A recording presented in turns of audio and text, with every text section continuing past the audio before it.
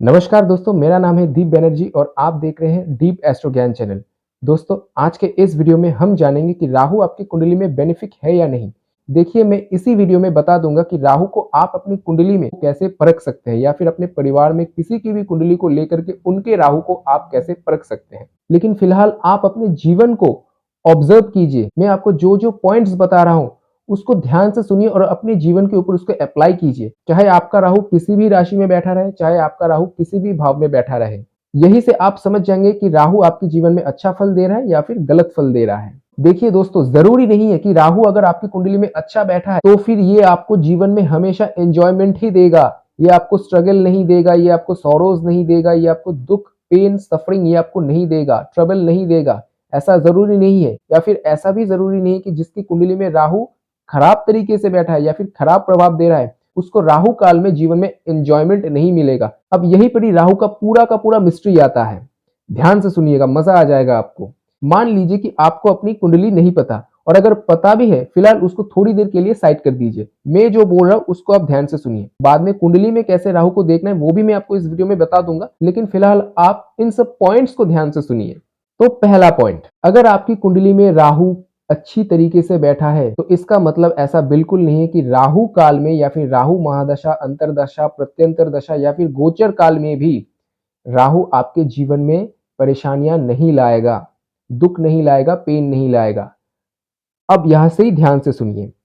राहु आपके जीवन में दुख, दर्द, कष्ट, पेन ये सब लाएगा, लेकिन उसको काउंटर करने की क्षमता भी आप में देगा और दुख और सफरिंग को झेलने के बाद ही आप जीवन में तरक्की कर पाएंगे। देखिए, राहु का एक सीधा सा फंडा होता है, हंसने वाले को राहु रुलाता है और रोने वाले को राहु हंसाता है। अगर आपकी कुंडली में राहु अच्छी तरीके से बैठा है ना, तो ये यकीन मानिए, जब तक राहु आपको पूरी तरीके से तोड़ेगा नहीं या फिर जिंदगी में जब तक आप पूरी तरीके से टूट नहीं जाएंगे, बिखर नहीं जाएंगे, तितर बितर नहीं हो जाएगा आपका जीवन, तब तक आपकी कुंडली का राहु एक्टिवेट नहीं होगा। Rahu is the mastermind of your कुंडली। उस दुख से आपको उसके बाद कैसे बाहर निकलना है, उसका जो मोटिवेशन है, उसका जो इंस्पिरेशन है, वही आपको राहु उसके बाद देंगे और वहां से निकलने का रास्ता देंगे। यानी कि दुख, दर्द, कष्ट, पेन वो आपको देंगे, लेकिन उसको काउंटर कैसे करना है, उसको कैसे झेलना है और वहां से कैसे निकलना है, इसकी क्षमता भी राहु आपको देंगे। आपको लग रहा है कि आपका राहु आपको गलत फल दे रहा है। अब थोड़ा ध्यान से सुनिए। अगर राहु काल में यानी कि राहु के प्रभाव के दौरान अगर आपने कोई भी ऑनलाइन कोर्स ज्वाइन किया है, यानी कि किसी भी तरीके से अपने स्किल्स को डेवलप किया है, चाहे वो किसी सॉफ्टवेयर के बारे में सीखना हो या किसी डेटा के बारे में इंफॉर्मेशन रखना हो या फिर किसी भी तरह का कोई भी आर्टिफिशियल काम सीखना हो या फिर किसी भी डिजिटल चीजों के ऊपर काम सीखना हो, किसी भी तरीके का अगर आपने सीखा है तो यकीन मानिए आपका राहु आपको अच्छा फल दे रहा है। आपकी कुंडली में राहु आपको जुडिशियस बना रहा है, आपकी कुंडली में राहु आपको नॉलेज दे रहा है, और सिर्फ टेक्निकल नॉलेज नहीं दोस्तों, विजडम का नॉलेज भी दे रहा है। तरह तरह के सब्जेक्ट के ऊपर आपका राहु आपको नॉलेज देगा। अगर आपका राहु आपकी कुंडली में अच्छा हो तो तरह तरह के सब्जेक्ट के बारे में आपको नॉलेज देगा। ऐसी ऐसी सब्जेक्ट के ऊपर नॉलेज देगा ना जो बाकी के लोग सोच भी नहीं सकते। आपके दिमाग में ऐसी ऐसी चीजों का थॉट्स राहु डालेगा ना, ऐसी ऐसी, मतलब ब्रह्मांड कैसे चलता है, भगवान है या नहीं, भगवान है तो कैसे है, भगवान को मैं जानना चाहता हूँ, उसको एक साइंस का फॉर्मूला, मतलब ऐसे जो जो थोड़ा सा अनकॉमन होता है, लेकिन उसी से मतलब आपका माइंड एक रिसर्च माइंड बन जाएगा। हाँ, ऐसा हो सकता है कि आपका माइंड कभी भी शांत ना बैठे, यही तो राहु का करिश्मा है कि वो आपके माइंड को कभी भी शांत नहीं बैठने देगा, लेकिन इसी से आपकी जो रिसर्चिंग कैपेबिलिटी है वो यही से बढ़ाएगा। यानी कि आपके अंदर एक जबरदस्त विजडम की पर्सनैलिटी को राहु भर देंगे और इसी से आपके जीवन में बदलाव आएगा। अगर आपका राहु आपकी कुंडली में अच्छा है, क्योंकि राहु इंटरनेट का कारक है, सोशल मीडिया प्लेटफॉर्म का कारक है, यूट्यूब का कारक है, तो हो सकता है कि आप यूट्यूब पे कुछ ऐसी वीडियोस को देखें। यानी कि देखिए, लोग तरह यूट्यूब में बहुत सारी वीडियोस हैं, लेकिन कौन किस तरह के वीडियोस को देखेगा ये संपूर्ण उसके ऊपर डिपेंड करता है। तो अगर राहु आपके कुंडली में अच्छा होगा तो हो सकता है आप यूट्यूब में कुछ इंफॉर्मेशनल वीडियो को देखें, यूट्यूब से आप नॉलेज को गैदरिंग कर ले, या फिर आप किसी मूवी को देखकर भी आप अपनी नॉलेज को गैदर कर सकते हैं। और जिसका भी राहु अच्छा होना, खास करके देखना कि ऐसे लोग ना बाहर, क्योंकि राहु बाहरी ग्रह है, फॉरेन कंट्रीज को दिखाता है, तो ऐसे लोग ना फॉरेन कंट्रीज को मूवी को देखना ज्यादा पसंद करते हैं, और उस मूवी से भी जिसका राहु अच्छा होगा ना वो उस मूवी से भी सीख लेगा। ऐसा इंसान साईफाई मूवीज को देखना ज्यादा पसंद करेगा। तरह तरह की मूवीज को देखेगा, फिलोसॉफिकल माइंडसेट के साथ कुछ मूवीज को देखेगा, इंस्पायरिंग मूवी को देखेगा, मोटिवेशनल मूवी को देखेगा। कहने का मतलब है कि अगर वो मूवीज को भी या फिर यूट्यूब वीडियोस को भी देख रहा है ना, क्योंकि इन सब का कारक राहु है, तो वहां से भी वो नॉलेज को ले रहा है और अपने जीवन को बेहतर कर रहा है। तो यहाँ पर राहु खराब कैसे हो सकता है? और कुछ हो या ना हो, एटलीस्ट वो बाहर की मूवीज को देख करके कोई एक लैंग्वेज भी सीख सकता है। मान लीजिए इंग्लिश लैंग्वेज को वो सीख सकता है। ऐसा जरूरी नहीं कि वो सिर्फ इंग्लिश लैंग्वेज सीखे, लेकिन हम सिर्फ उदाहरण के लिए यहाँ पर बता रहे हैं। तो इसका मतलब उसकी कुंडली में राहु अच्छी तरीके से काम कर रहा है, क्योंकि जो भाषा है ना, आप अपनी मदर टंग को छोड़ करके अगर कोई अलग भाषा सीखते हैं ना, तो ये भी राहु ही आपको सिखाता है। तो इसके लिए राहु को आपकी कुंडली में बलवान होना जरूरी पड़ता है। तो राहु ही है जो आपको मदर टंग के अलावा भी कई सारी भाषाओं में नॉलेज देता है, कई सारी सब्जेक्ट्स के ऊपर आपको नॉलेज देता है, कई सारी टेक्नोलॉजी फील्ड के ऊपर आपको नॉलेज देता है। तो आप बताइए राहु आपके लिए खराब कैसे हो गए? अगर ऐसा आपके साथ हो रहा है तो इसका मतलब आपकी कुंडली में राहु आपके लिए अच्छा काम कर रहा है। और ऐसा इंसान जिसकी कुंडली में राहु अच्छा है, ऐसा इंसान हो सकता है स्पिरिचुअल पाथ को फॉलो करे, स्पिरिचुअल चीजों के ऊपर वो बहुत ज्यादा नॉलेज रखे। कोई एक अच्छे स्पिरिचुअल इंसान की वीडियो को वो यूट्यूब में देखे और वहां से वो नॉलेज को गैदर करे, वहां से वो अपनी नॉलेज को एम्पलीफाई करे। ऐसा इंसान मेडिटेशन कर सकता है, कोई मंत्र जाप कर सकता है। देखिए राहु है, स्ट्रेस तो देगा ही, टेंशन तो देगा ही, लेकिन उसी स्ट्रेस और टेंशन को काउंटर करने का जो तरीका है, जो अच्छा मार्ग है, वो भी आपको दे रहा है। अरे अगर राहु आपकी कुंडली में अच्छी तरीके से काम करें तो ये भी कहा जा सकता है कि आप एक बहुत बढ़िया स्पिरिचुअल सीकर भी बन सकते हैं। तो इसी तरह से देखिए कि राहु आपके अंदर स्ट्रेस और टेंशन और फियर तो दे रहा है, लेकिन उसको काउंटर करने की क्षमता भी आपको दे रहा है, ताकि आप उससे लड़ करके वहां से बाहर आए और वहां से एक नया व्यक्तित्व आपका बने। तो ये राहु अच्छे होने की निशानी होगी आपकी कुंडली में। चाहे आपका राहु आपकी कुंडली में कहीं भी बैठा हो, किसी भी भाव में बैठा हो, किसी भी राशि में बैठा हो, कैसे भी बैठा हो, इससे कोई फर्क नहीं पड़ता। मैं जो बोलूं उसको बस ऑब्जर्व करते रहिए, क्या इस चीज के साथ आप रिलेट कर पा रहे हैं? उसके बाद जिसके राहु कुंडली में खराब उसको फल दे रहा हो, ऐसा इंसान राहु काल में अपने स्ट्रेस, क्योंकि स्ट्रेस और टेंशन तो वो उसको भी देगा, तो ऐसा इंसान अपने राहु काल में अपने स्ट्रेस और अपने टेंशन को कंट्रोल करने के लिए, उसको काउंटर करने के लिए तरह तरह की नशे की आदत डाल लेगा। हो सकता है वो ड्रग्स की आदत डाल दे, हो सकता है वो अल्कोहल की आदत डाल दे। यानी कि देखिए वो अपने स्ट्रेस और टेंशन को कंट्रोल करने के लिए गलत चीजों की आदत डाले। इन सब का कारक भी राहु ही होता है। हो सकता है वो अपने एकाकीपन से बचने के लिए बहुत ज्यादा बाहरी लोगों के साथ मिलने लगे, और वो भी अच्छे लोग नहीं होंगे दोस्तों, वो भी गलत लोग होंगे। वो बहुत ज्यादा पब में जाए, डिस्को में जाए, यानी और वहां पर जाकर के कुछ गंदी हरकतें कर, कुछ उल्टा सीधा काम कर, नशे की आदत डाल दे। देखिए क्या हो रहा है कि उसको पहले तो इन सब चीजों से मजा आएगा, लेकिन बाद में यही राहु उसको ले जा करके किसी ऐसी अंधेरी खाई में ढकेल देगा कि वहां से वो वापस लौट करके आ नहीं पाएगा। यही राहु का खराब फल है। तो इसीलिए राहु के बारे में कुछ भी विचार करने से पहले पहले 10 बार सोचिए। मैंने क्या कहा था, जिसका राहु कुंडली में अच्छा होगा ऐसा इंसान सोशल मीडिया का भी यूज कर सकेगा, लेकिन जिसका राहु कुंडली खराब होगा ना, ऐसा इंसान सोशल मीडिया का कंज्यूमर बनेगा। यानी कि वो इंसान भी यूट्यूब में वीडियो देखेगा, लेकिन वो मीनिंगलेस वीडियो को देखेगा और अपने टाइम को खराब करेगा सोशल मीडिया में। आपने देखा होगा कि बहुत सारे लोग होते हैं जो उल्टे सीधे वीडियो देखते हैं, रात रात भर देखते हैं, जिसका कोई मतलब नहीं हो। सोशल मीडिया में लाइक्स एंड फॉलोअर्स बढ़ाने का उनको बहुत ज्यादा क्रेविंग रहता है। ये सब क्या है? ये राहु का ऑब्सेशन है। क्या फायदा होगा उसको लाइक्स और फॉलोअर्स बढ़ा करके? अगर वो आपके फाइनेंशियल लेवल को एम्पलीफाई करते हैं तब तो वो ठीक है, तब तो वो राहु का अच्छा फल हो गया। लेकिन वो सिर्फ अपने चाहत को पूरा करने, यानी कि वो अपने नार्सिसिस्ट पर्सनैलिटी को बस संतुष्ट करने के लिए सोशल मीडिया का यूज कर रहा है, तो फिर यही राहु का गलत फल है। उसको पहले तो मजा आएगा, लेकिन बाद में वही मजा उसका सजा में तब्दील हो जाएगा। Technology is not a bad thing in itself, but how you use it, that's define your character. यही राहु की संज्ञा है। देखिए जिसका राहु भी कुंडली में अच्छा होगा ना, ऐसा इंसान अपनी एम्बिशन के पीछे दौड़ेगा, अपने डिजायर के पीछे दौड़ेगा, और वो भी पॉजिटिव डिजायर के पीछे, और वहां से वो अपनी जिंदगी में कुछ नाम कमाना चाहेगा, कुछ शोहरत कमाना चाहेगा। ऐसे इंसान के जीवन में बहुत ज्यादा मोटिवेशन होगी, यानी कि मुझे कुछ जीवन में करना है कॉन्क्रीट, वो पॉजिटिव वे में होगा। और दूसरी तरफ जिसका राहु कुंडली में उसको खराब फल दे रहा होगा ना, ऐसा राहु पैसे को कमाने का या फिर नेम फेम कमाने का शॉर्टकट तरीका खोजेगा। गैम्बलिंग, जुआ, सट्टा, लॉटरी। देखिए पहले तो राहु उसको उन सब फील्ड में लाभ देगा, लेकिन बाद में वही राहु उसको ले जाकर, उसको पता भी नहीं चलेगा कब और कैसे, लेकिन बाद में वही राहु ले जाकर के उसको अंधेरी खाई में ढकेल देगा।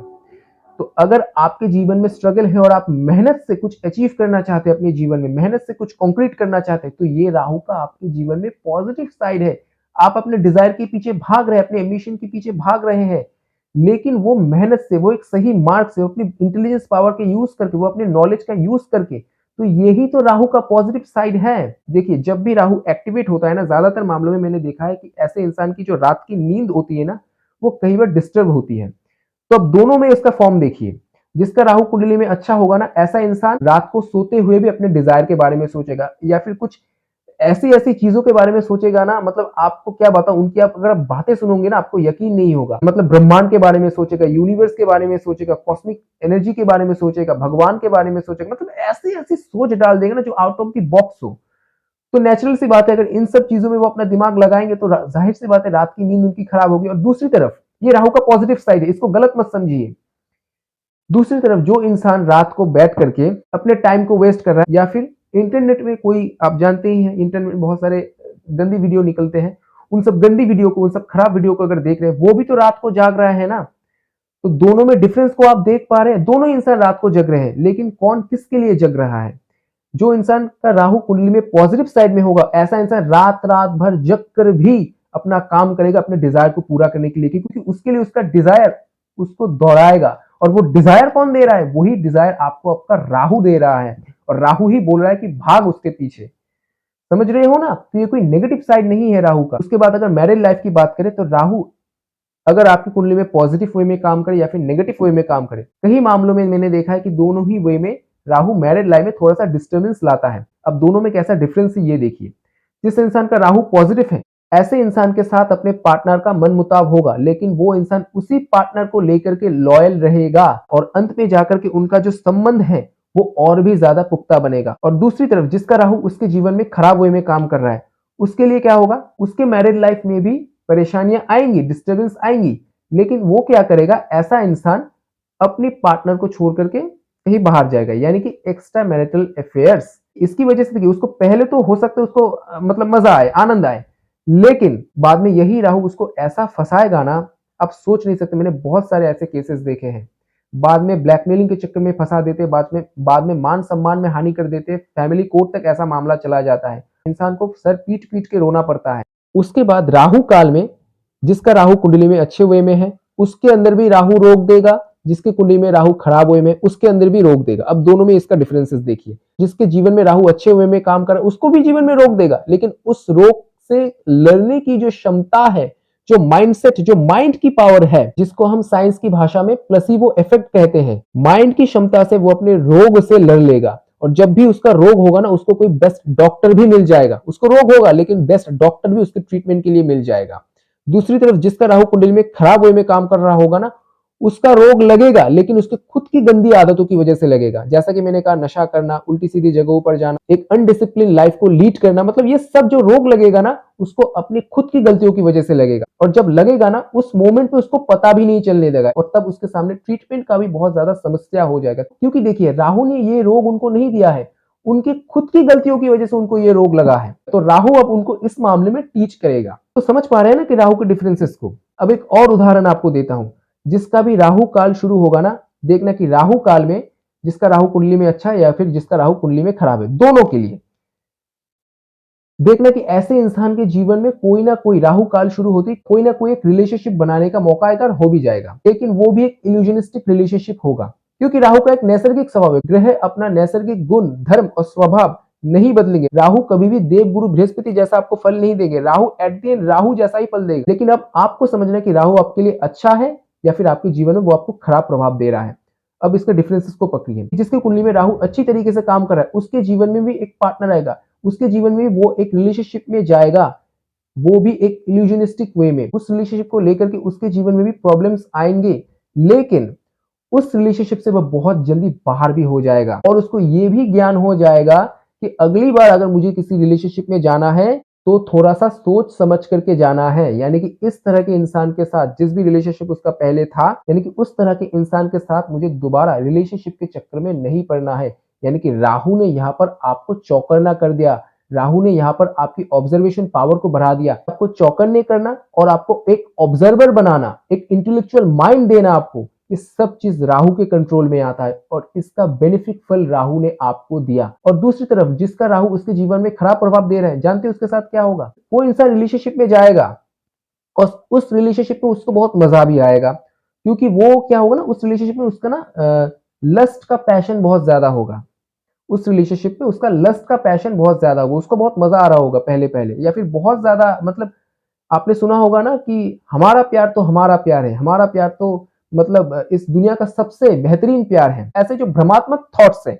अब राहु का भ्रमात्मक थॉट्स देखिए आप, अब यहां से जानते हैं क्या होगा। राहु ने तो उसको इल्यूजन दे दिया, अब इस इल्यूजन की रिलेशनशिप को जब वो तोड़ेगा ना, जिसके जीवन में राहु खराब प्रभाव दे रहा है, उसके जीवन में इस रिलेशनशिप का इफेक्ट उसके माइंड में इतने बुरे तरीके से पड़ेगा ना, वो डिप्रेशन में चला जाएगा। हो सकता है उसको कोई ब्लैकमेलिंग का सामना करना पड़े, हो सकता है उसको मान सम्मान में हानि का सामना करना पड़े। देखिए पहले तो उसको रिलेशनशिप में मजा आ रहा था, लेकिन बाद में वही मजा उसके सजा में तब्दील हो गया।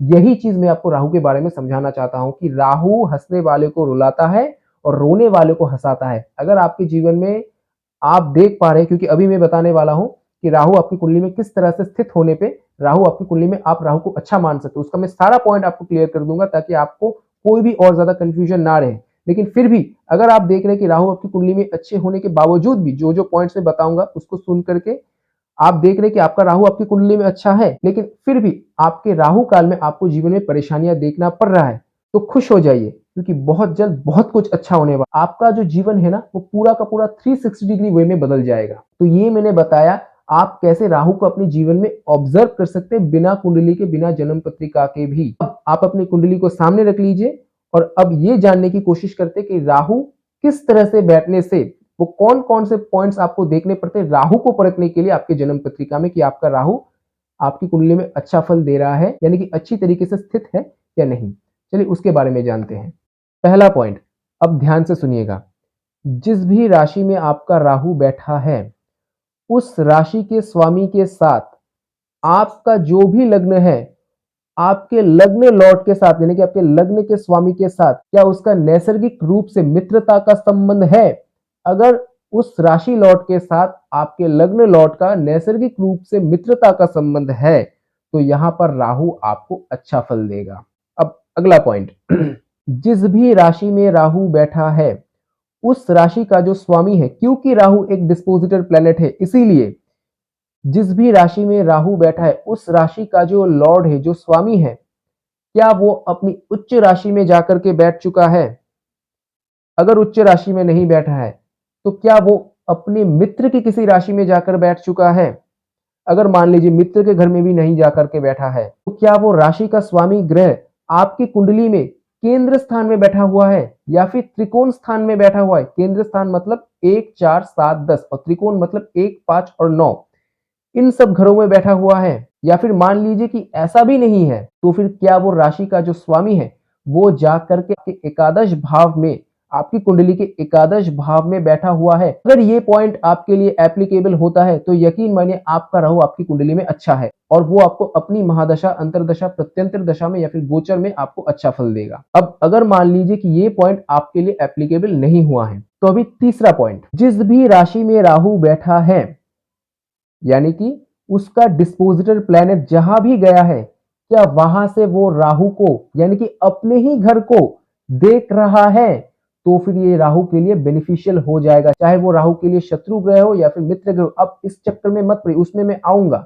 लेकिन फिलहाल जो भी मैं कह रहा हूं उसको नोट करते चले जाइए। अब मान लीजिए वो अपने घर को नहीं देख रहा है, तो क्या कोई नैसर्गिक शुभ ग्रह की दृष्टि आपके राहु के ऊपर है। अगर है तो ये भी आपके राहु के लिए, यानी कि आपके लिए अच्छा हो गया। चौथा पॉइंट, आप लोगों में से लगभग सभी लोग जानते हैं कि सूर्य, चंद्रमा और मंगल के साथ राहु का अच्छा संबंध नहीं है, राहु के शत्रु ग्रह हैं। तो अगर इनके साथ राहु ने संबंध बना लिया है, तो सबसे पहले देखिए, अगर सूर्य, चंद्रमा और मंगल के साथ राहु युति बना करके बैठा है, तो क्या ये सूर्य, चंद्रमा और मंगल आपकी कुंडली में त्रिकोण भाव के स्वामी हैं, यानी कि 1, 5, 9 के स्वामी हैं। अगर है तो क्या सूर्य, मंगल और चंद्रमा राहु के साथ युति बना करके अपनी ही राशि में बैठा है। अगर अपनी ही राशि में ये राहु के साथ युति बना करके बैठा है, तो ये आपके लिए बेनिफिशियल हो गया। मान लीजिए अपनी राशि में नहीं बैठा है, लेकिन त्रिकोण भाव का स्वामी है, अपनी राशि में नहीं बैठा है, लेकिन ग्रह डिस्पोजिटर के रूप में त्रिकोण भाव का स्वामी होकर के आपके केंद्र में चला गया है, यानी कि 1, 4, 7, 10 इन घरों में चला गया है, तो फिर ये राहु आपके लिए बेनिफिशियल हो गया। सिमिलरली राहु अगर आपके पहले, चौथे, सातवें या फिर 10वें घर के किसी भी ग्रह के साथ, यानी कि लॉर्ड के साथ अगर युति बना करके अपने ही राशि में रहेगा, यानी कि वो ग्रह अपनी ही राशि में, खुद की राशि में राहु के साथ युति बना करके रहेगा, तो ये आपके लिए बेनिफिशियल हो गया। या फिर मान लीजिए वो ग्रह यानी कि डिस्पोजिटर के रूप में केंद्र का स्वामी है, लेकिन डिस्पोजिटर के रूप में किसी त्रिकोण भाव में चला गया, यानी कि 1, 5, 9 में से किसी भी भाव में चला गया, तो भी ये आपके लिए बेनिफिशियल हो गया। आई होप कि आपको मेरी ये पॉइंट समझ में आई होगी। अगर समझ में नहीं आई है तो वीडियो को एक बार रिवाइंड करके दोबारा देख लीजिए कि मैं क्या बोलना चाह रहा हूं। पांचवा पॉइंट देखिए, क्या आपकी लग्न या फिर राशि राहु के लिए कारक है? देखिए, अगर आपका लग्न राहु के लिए कारक हुआ, राशि लग्न के लिए कारक नहीं है, तो ये बात आपके लिए 50-50 हो गया। या फिर आपका चंद्र राशि राहु के लिए कारक हुआ लेकिन लग्न राशि राहु के लिए कारक नहीं हुआ, तो फिर ये आपके लिए मामला 50-50 पे आ गया।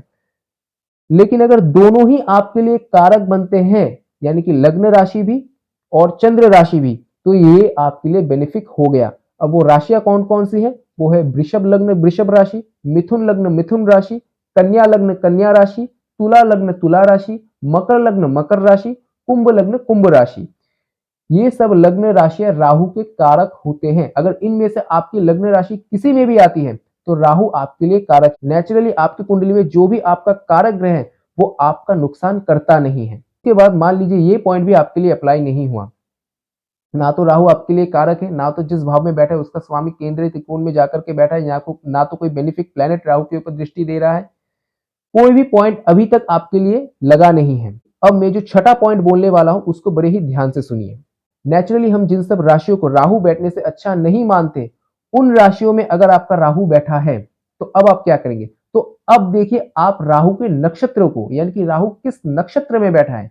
मान लीजिए कि आपका राहु आपके मेष राशि में बैठा है, तो देखिए क्या आपका राहु आपके अश्विनी नक्षत्र में बैठा है, यानी कि 1 नंबर नक्षत्र में बैठा है, या फिर आपका राहु आपके मेष राशि में भरणी नक्षत्र में बैठा है, यानी कि 2 नंबर के नक्षत्र में बैठा है, तो फिर ये राहु आपके लिए अच्छा हो गया। उसके बाद अगर आपका राहु आपके कर्क राशि में बैठा है, जो कि राहु के लिए बहुत अच्छी राशि नहीं मानी जाती, लेकिन आप वहां पर राहु की नक्षत्र को देखिए, क्या आपका राहु वहां पर पुष्य नक्षत्र में बैठा है, यानी कि 8 नंबर की नक्षत्र में बैठा है, या फिर अश्लेषा नक्षत्र में बैठा है, यानी कि 9 नंबर के नक्षत्र में बैठा है, तो फिर ये राहु आपके लिए अच्छा फल देगा।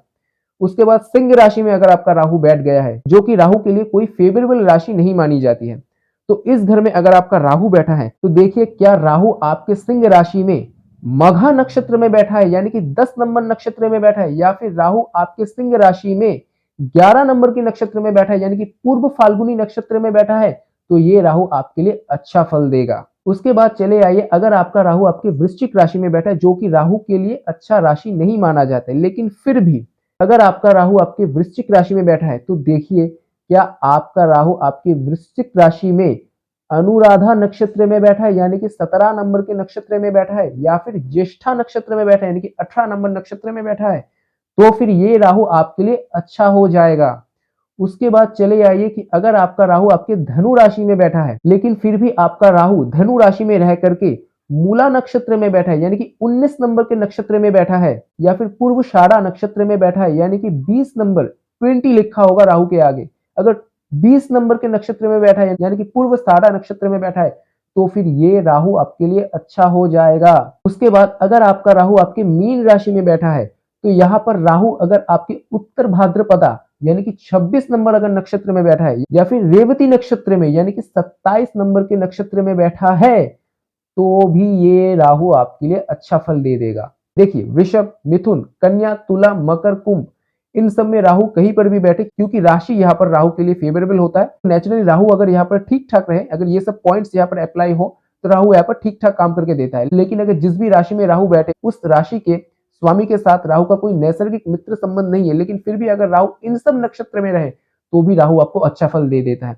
अब मान लीजिए ये सूत्र भी आपके लिए अप्लाई नहीं हुआ, आपने अपनी कुंडली में देखा और आपने कहा कि सर ये सूत्र भी हमारे लिए अप्लाई नहीं हुआ, तो इसका मतलब क्या हमारा राहु हमको जीवन में सिर्फ कष्ट ही देगा, कष्ट के बाद हमको जीवन में कोई सुख या आनंद नहीं देगा? अब अगला पॉइंट जो मैं बता रहा हूं, इसको बड़े ही ध्यान से सुनिए। नवतारा चक्र आता है आपकी कुंडली में। अगर आपने अपनी कुंडली को ठीक ठाक तरीके से बनाया है, वहां पर आपकी ज्योतिषी ने नवतारा चक्र दिया होगा, उसको एक बार ध्यान से देखिए। देखिए वहां पर अगर विपत तारा, प्रत्यरी तारा और वध तारा को छोड़ करके राहु किसी भी तारा में बैठा है, और जन्म तारा, क्योंकि जन्म तारा में चंद्रमा के सिवा कोई भी ग्रह बैठने से वो ग्रह न्यूट्रल हो जाता है, तो इसको हम प्लस भी नहीं मानेंगे और माइनस भी नहीं मानेंगे। राहु अगर आपके किसी भी तारा में बैठा है तो भी ये राहु आपके बेनिफिशियल रूप में काम करेगा। खास करके अगर राहु आपके संपत्ति तारा में, साधक तारा में, मित्र तारा में या फिर अति मित्र तारा में बैठा है तो ये राहु के विशेष रूप से आपके लिए अच्छा काम करेगा। कब? जब राहु गोचर काल में इन सब ताराओं के ऊपर आएगा या फिर इन सब ताराओं के ऊपर राहु अपना प्रभाव देगा, यानी कि उस घर में राहु अपना प्रभाव देगा, या फिर अपने महादशा, अंतरदशा, प्रत्यंतर दशा में भी राहु आपके लिए कुछ ना कुछ अच्छा फल जरूर लाएगा, जो भी उस तारा के अकॉर्डिंग आता है। उसके बाद मान लीजिए ये भी सूत्र आपके लिए अप्लाई नहीं हुआ, यानी कि आपका राहु विपत तारा में, प्रत्ययरी तारा में या फिर वध तारा में जा चुका है। अब आप क्या करेंगे? अब लास्ट ऑप्शन बचता है, इसको देख लीजिए। जहां से भी आपने अपनी कुंडली बनाई है उस कुंडली में कहीं पर एक जगह पर होगा, खास करके वो जो आपकी तिथि, पक्ष, किस पक्ष में आप जन्मे हैं, आपकी तिथि क्या है, आपका गण क्या है, उस लाइन में ही होगा। वहां पर एक बार ढूंढ कर देख लीजिए, वहां पर आपका वर्ण लिखा होगा, उस चीज को देख लीजिए। देखिए, इसको अपने कास्ट के ऊपर लेकर के या फिर अपने प्रोफेशन के ऊपर लेकर के या फिर अपने स्किन कलर के ऊपर लेकर के इसको मिसअंडरस्टूड मत कीजिएगा। ये सिर्फ आपकी कुंडली के आधार पे आप किस वर्ण के आते उसके हिसाब में बात हो रहा है। यानी कि आप अगर देखते हैं कि अपने वर्ण के आगे या तो वहां पर वैश्य वर्ण लिखा हुआ है या फिर शूद्र वर्ण लिखा हुआ है, तो वैश्य वर्णों के लिए या शूद्र वर्णों के लिए राहु नेचुरली खराब नहीं करते हैं। तो ये था आज का वीडियो। बाकी अगर आप ज्योतिष के ऊपर ऐसे ही ज्ञानवर्धक वीडियो को जानना चाहते हैं तो आपको इस चैनल को सब्सक्राइब करना होगा और जो बेल आइकन आता है उसको प्रेस करके जो ऑल नोटिफिकेशन का ऑप्शन आता है उसको कृपया ऑन कर देना, ताकि आगे जब भी इस चैनल पे कोई भी नया वीडियो अपलोड हो उसका नोटिफिकेशन सबसे पहले आप तक पहुंचे। चलिए, आज के लिए इतना ही। शुभ रात्रि, धन्यवाद।